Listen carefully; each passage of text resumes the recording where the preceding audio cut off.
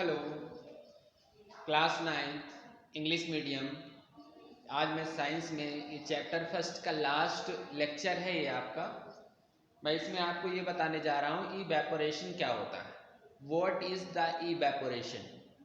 आइए समझते हैं इवेपोरेशन क्या होता है। इवेपोरेशन मीन्स इसको वेपराइजेशन भी कहते हैं। क्या कहते हैं?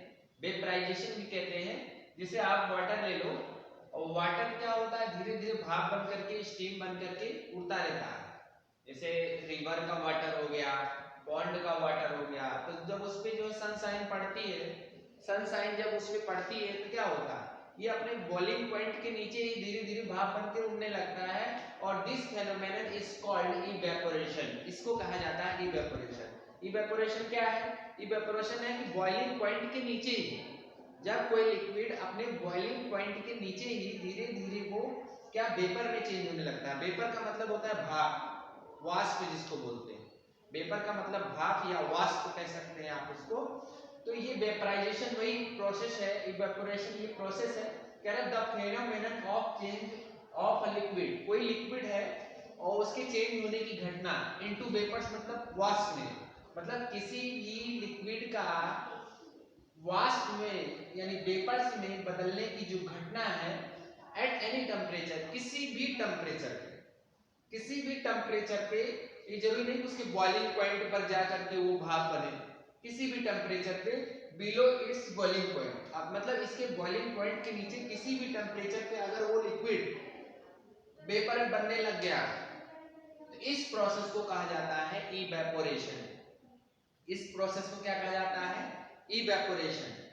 तो आप देखते हो वाटर या वाटर बहुत सारी जगहों पर आप देखते हैं।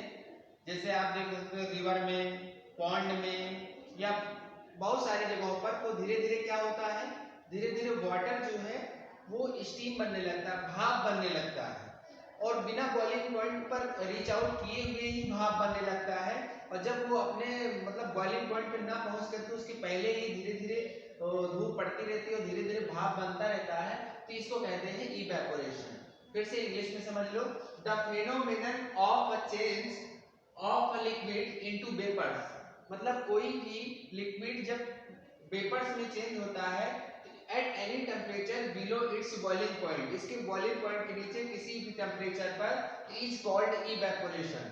इसे क्या कहा जाता है? इवेपोरेशन। इसको हिंदी में समझे तो जैसे वाटर है वो भाप बन जा रहा है अपने बॉइलिंग पॉइंट के नीचे, इस घटना को कहते हैं इवेपोरेशन। तो जब वाटर भाप बनता है तो उसको इंग्लिश में वेपर बोलते हैं। क्या बोलते हैं? वेपर। वेपर का मतलब होता है वाष्प। वेपर का मतलब क्या होता है? वाष्प होता है। सेकेंड थिंग, अब आपने बहुत ये घटना आपको समझ में आ गई होगी इवेपोरेशन क्या होता है और वेपर क्या होता है। उसके बाद मैं आपको बताऊंगा ऐसे कौन कौन से फैक्टर्स हैं जो इवेपोरेशन पर अफेक्ट करते हैं, उस पर प्रभाव डालते हैं। मतलब इवेपोरेशन की जो प्रोसेस है उसको घटा देते हैं या बढ़ा देते हैं। फैक्टर्स का मतलब होता है कुछ ऐसे टॉपिक्स होते हैं जो इवेपोरेशन की क्रिया को बढ़ा देते हैं या तो घटा देते हैं। जैसे सरफेस एरिया। सरफेस एरिया आप देखो, आप टी ले लो। टी मतलब चाय होता है। टी को आप ले लीजिए कप में। क्या होता है? इवेपोरेशन की क्रिया थोड़ा धीरे धीरे होती है, धीरे धीरे भाप बनता है उसमें।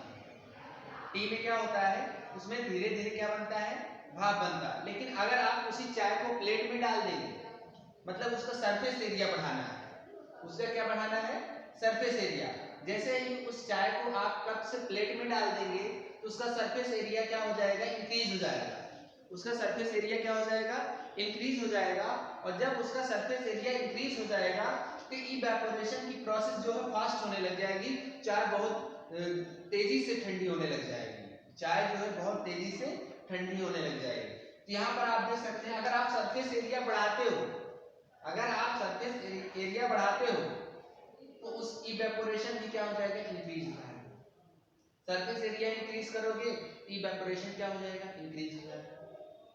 दूसरा है टेम्परेचर।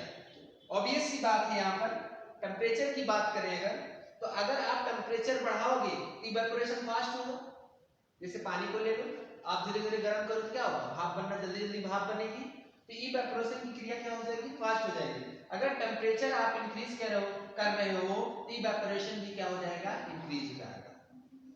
ठीक है, ये दो फैक्टर्स है, मतलब सरफेस एरिया हम बढ़ा देते हैं तो इवेपोरेशन भी क्या हो जाता है, फास्ट हो जाता है, मतलब बढ़ जाता है, इंक्रीज हो जाता है। अगर टेम्परेचर इंक्रीज करोगे तो इवेपोरेशन इंक्रीज हो जाएगा। तीसरी चीज है ह्यूमिडिटी। ह्यूमिडिटी का क्या मतलब होता है, ह्यूमिडिटी होता है नमी। ह्यूमिडिटी क्या होती है, नमी। अगर आप नमी बढ़ा रहे हो, ह्यूमिडिटी बढ़ा रहे हो, जैसे बरसात के दिनों में क्या होता है, ह्यूमिडिटी बहुत ज्यादा होती है, उन दिनों में क्या होता है, इवेपोरेशन बहुत कम हो जाता है। अगर नमी बढ़ेगी तो भाप बनने की जो प्रोसेस है, वेपर बनने की जो प्रोसेस है, वो घट जाएगी। तो यहाँ आप देखा आपने कि सरफेस एरिया बढ़ाते हैं, सरफेस एरिया बढ़ाते हैं तो इवेपोरेशन बढ़ जाता है, टेम्परेचर बढ़ाते हैं तो इवेपोरेशन बढ़ जाता है। लेकिन ह्यूमिडिटी अगर ज्यादा हो गई, इंक्रीज हो गई, तो इवेपोरेशन घट जाता है। इवेपोरेशन क्या होता है, घट जाता है, यानी भाप बनने की, वेपर बनने की जो प्रोसेस है वो कम हो जाती है। तो ये मैंने आपको जो चीजें बताई है यहाँ पर, एक तो बताया मैंने इवेपोरेशन, और दूसरा फैक्टर्स विच अफेक्टिंग इवेपोरेशन, जो इवेपोरेशन को अफेक्ट पहुंचाते हैं, उस पर प्रभाव डालते हैं। तो ये आप इस वीडियो के माध्यम से अच्छे से समझ लेना। That's all for today.